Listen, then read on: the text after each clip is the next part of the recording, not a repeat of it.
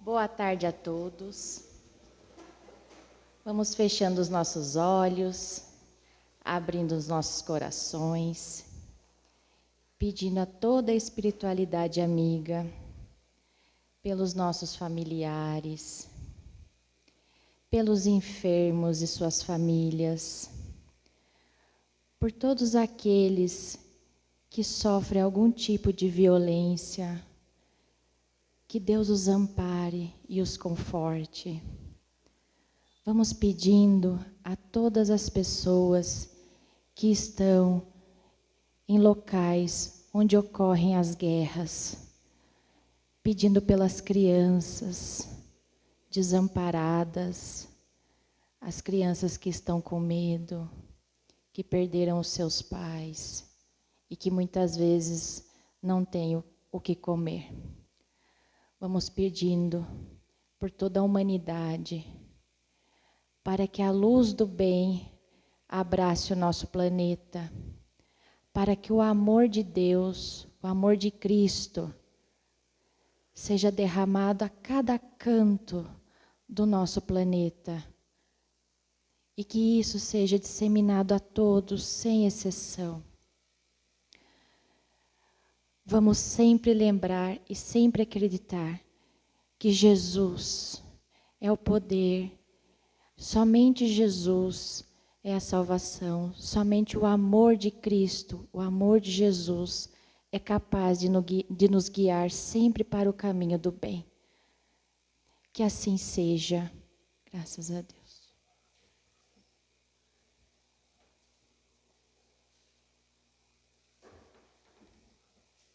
Boa tarde a todos, sejam todos muito bem-vindos. Hoje nós vamos dar continuidade ao nosso estudo, do Boa Nova, foi psicografado por Chico Xavier, pelo Espírito Humberto de Campos. Apesar de todo mundo já conhecer essa passagem, eu vou ler ela porque tem detalhes que Humberto de Campos conta aqui que não tem, São detalhes muito interessantes. O capítulo se chama, capítulo 13, e ele se chama Pecado e Punição. Jesus havia terminado uma de suas pregações na praça pública, quando percebeu que a multidão se movimentava em alvoroço. Alguns populares, mais exaltados, prorrompiam em gritos, enquanto uma mulher ofegante, cabelos desgrenhados e faces macilentas, se aproximava dele, com uma súplica de proteção a lhe sair dos olhos tristes. Os muitos judeus ali aglomerados excitavam o ânimo geral, reclamando o apedrejamento da pecadora, na conformidade das antigas tradições. Solicitado, então, a se constituir juiz dos costumes do povo, o mestre exclamou com serenidade e desassombro, causando estupefação aos que ouviram: aquele que estiver sem pecado, atire a primeira pedra. Por toda a assembleia se fez sentir uma surpresa inquietante. As acusações morreram nos lábios mais exaltados. A multidão ensimesmava-se para compreender a sua própria situação. Enquanto isso, o mestre pôs-se a escrever no solo despreocupadamente. Ou seja, ele não ficou olhando nem para um lado nem para o outro, como se estivesse ali também julgando. Ele só se pôs a escrever na terra e deixou que eles pensassem, Aos poucos, o local ficara quase deserto. Apenas Jesus e alguns discípulos lá se conservavam, tendo ao lado a mulher a ocultar as faces com as mãos. Em dado instante, o mestre divino ergueu a fronte e perguntou à infeliz: mulher, onde estão os teus juízes? Observando que a pecadora lhe respondia apenas com o olhar reconhecido, onde as lágrimas aljofravam num misto de agradecimento e alegria, Jesus continuou: Ninguém te condenou?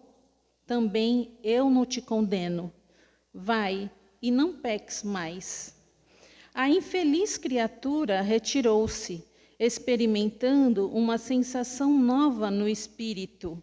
A generosidade do Messias lhe iluminava o coração, em claridades vivas que lhe banhavam a alma toda.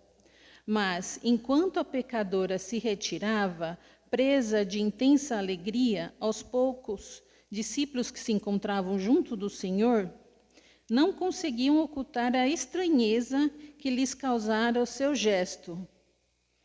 Por que não condenar a ele aquela mulher de vida censurável aos olhos de todos? Não se tratava de uma adúltera? Nesse ínterim, João se aproximou e interrogou: Mestre, por que não condenastes a meretriz de vida infame? Jesus fixou no discípulo o olhar calmo e bondoso e redarguiu: Quais as razões que aduzes em favor dessa condenação? Sabes o motivo por que essa pobre mulher se prostituiu? Terás sofrido alguma vez a dureza das vicissitudes que ela atravessou em sua vida? Ignoras o vulto das necessidades e das tentações que a fizeram sucumbir a meio do caminho. Não sabes quantas vezes tem sido ela objeto de escárnio dos pais, dos filhos e dos irmãos das mulheres mais felizes. Não seria justo agravar-lhe os padecimentos infernais da consciência pesarosa e sem rumo. Entretanto, exclamou João, defendendo os princípios da lei antiga, ela pecou e fez jus à punição. Não está escrito que os homens pagarão ceitil por ceitil os seus próprios erros? O mestre sorriu, sem se perturbar, e esclareceu: Ninguém pode contestar que ela tenha pecado. Quem estará irrepreensível na face da terra? Há sacerdotes da lei, magistrados e filósofos que prostituíram suas almas por mais baixo preço. Contudo, ainda não os vi os acusadores. A hipocrisia costuma campear impune, enquanto se atiram pedras ao sofrimento. João, o mundo está cheio de túmulos caiados. Deus, porém, é o Pai de bondade infinita que aguarda os filhos pródigos em sua casa. Poder-se-ia desejar para a pecadora humilde tormento maior do que aquele a que ela própria se condenou por tanto tempo? Quantas vezes lhe tem faltado pão à boca faminta ou a manifestação de um carinho sincero à alma angustiada? Raras dores no mundo serão idênticas às agonias de suas noites silenciosas e tristes. Esse, o seu doloroso inferno, sua aflitiva condenação, é que em todos os planos de vida, o instinto da justiça divina funciona naturalmente, com seus princípios de compensação. O capítulo é bem grande, mas assim, essa parte é a principal. E primeiro, o que a gente vê aqui nesse capítulo? A bondade de Deus para com os outros, né? Nós erramos, somos falhos. Mas, além disso, o que a gente faz primeiro? A gente primeiro olha os erros dos outros, né? As falhas dos outros. A gente está sempre pronto a apontar o erro dos outros, sempre. Mas, como a gente fala, como nossos pais ensinam para a gente, e a gente depois passa para os filhos, né? Quando você aponta um dedo, tem 3 apontando para você.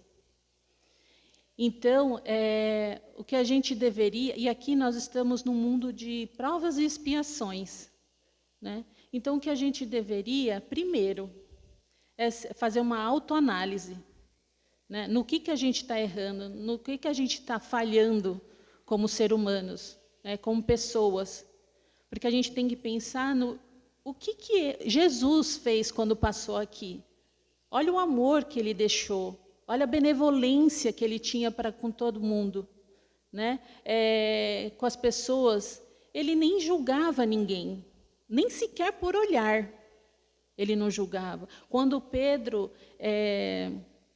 negou Jesus 3 vezes, e o Jesus já tinha avisado ele que ele ia negar ele 3 vezes antes do galo cantar, e houver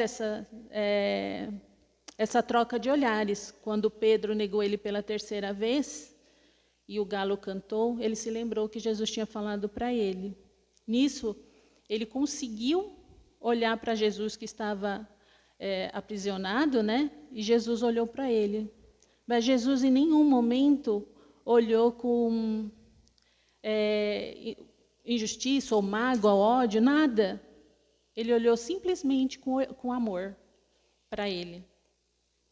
Então, nós temos que ter essa lição para nós, deixar essa lição no nosso coração, porque nós estamos num mundo de provas e expiações. Cada um está vamos dizer que nós estamos em classes. Ninguém é igual a ninguém. Ninguém tem evolução igual a ninguém. Às vezes você está na 8ª série, mas tem gente que está na 1ª, na 2ª, na 3ª série, né? Pelas provas que estamos passando, pelas dificuldades, pelos problemas, como a gente passou. Então, assim, às vezes, a gente está na 5ª série, na 8ª série, todos nós estamos em níveis diferentes de evolução. Então, cabe a nós olhar o próximo com amor. Cabe a nós olhar o próximo com benevolência, sem julgar. Porque a gente primeiro precisa entender por que aquela pessoa está fazendo aquilo que está fazendo. Eu visito algumas casas de acolhimento, né, de crianças que estão, algumas em estado para adoção. E muitas vezes a gente acaba, sem querer, julgando os pais, a mãe, né? E se você for olhar a história de cada um, não é bem assim. Aquela criança não está assim, muitas vezes, tem boa parte que sim, mas algumas delas estão ali, não é porque a mãe não a ama. Pelo contrário, a mãe a ama. Porque quantas histórias eu vejo ali que a mãe preferiu deixar o filho numa casa de acolhimento, enquanto ela trabalha e cria recursos para convivência, sobrevivência deles, né? Mas ela é a primeira a chegar no sábado de visita, sempre. E o filho fica esperando ela. Então, por que a gente vai julgar? A gente não sabe o que cada um está passando. A gente não sabe nem o que o nosso vizinho está passando. Muitas vezes, a gente não sabe nem o que os nossos jovens estão passando. Eles estão dentro do quarto, a gente acha que estão jogando videogame, e a gente não sabe o que eles estão passando. Quando a gente vai perceber, já é tarde demais. Então, a gente tem que parar de ser egoísta. Nós temos que parar de julgar alguém, porque às vezes a gente está falando que olha, aquele jovem ali só fica dentro do quarto jogando. Imagina, olha, não tem trabalho, não tem nada, não tem estudo. Imagina.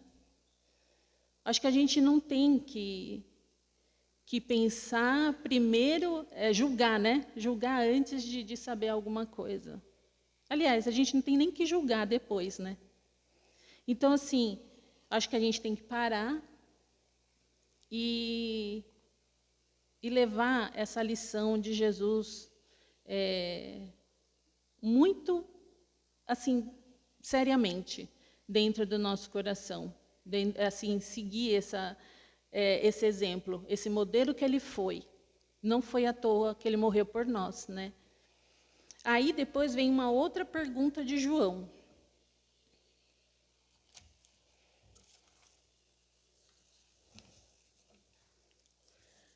João pergunta. Aliás, desculpa, não foi João, foi Tiago. Tiago o interpelou. Mestre, sendo Deus tão misericordioso, por que pune seus filhos com defeitos e moléstias tão horríveis? Acreditas, Tiago, respondeu Jesus, que Deus desça de sua sabedoria e de seu amor para punir seus próprios filhos? O Pai tem o seu plano determinado com respeito à criação inteira, mas dentro desse plano, a cada criatura cabe uma parte na edificação pela qual terá de responder, abandonando o trabalho divino para viver ao sabor dos caprichos próprios.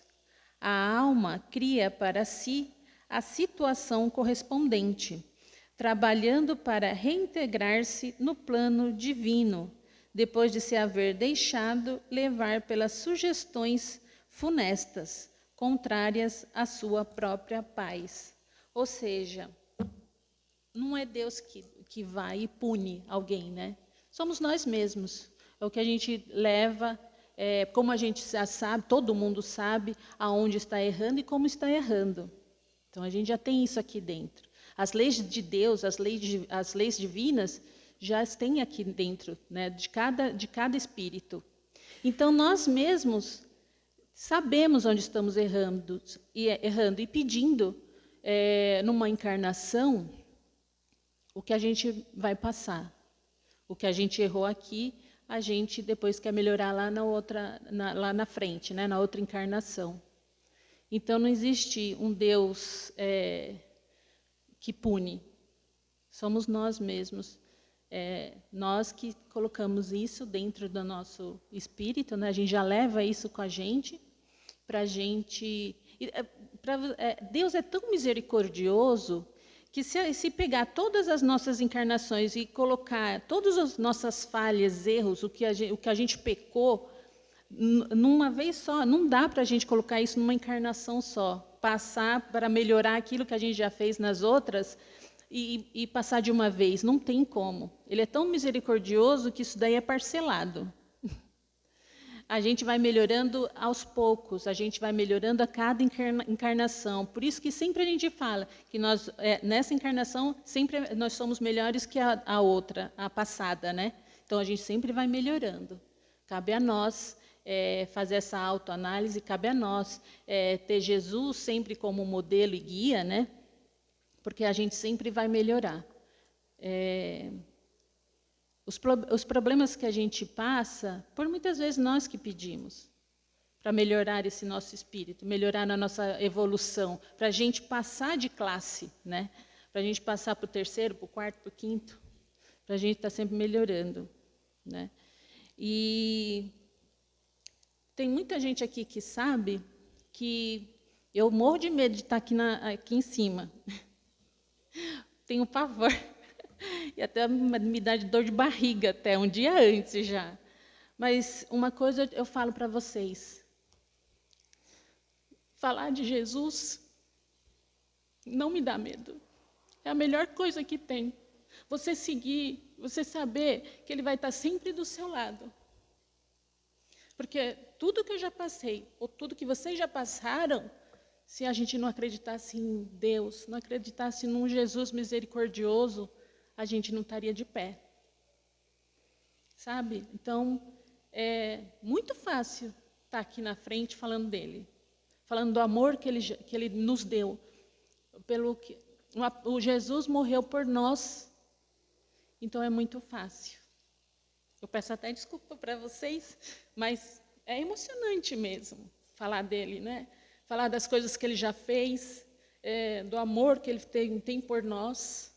Né? Então, eu asseguro para vocês, tudo que vocês estiverem passando, tudo que vocês tiverem de problema, se vocês tiverem aquela agonia dentro do coração, aquela coisa ruinzinha que está dentro do coração, saiba que Ele vai estar ali do seu lado. É só você pedir. Orai e obtereis, né? Então, Ele sempre vai estar te pegando pela mão e te reerguendo novamente. Tenho essa certeza. Então, eu acho que é isso que eu queria passar hoje para vocês. Esse capítulo que vale a pena, é muito bacana. Aliás, o livro inteiro, mas o capítulo é bem bacana. Vale a pena ler. Vamos fechando os nossos olhos e elevando os nossos corações a Deus e levando esse aprendizado, todo esse amor que nós sentimos hoje, esse amor que Deus sente por nós e nós podemos sentir também, essa luz que ilumina o nosso caminho, nossos pensamentos, que possamos levar isso para a nossa vida, para os nossos lares, nossa família, e que a gente tenha certeza que essa vida vale a pena, que nós temos esperança, que Deus estará sempre conosco, que assim seja. Agora vamos para os passes, né?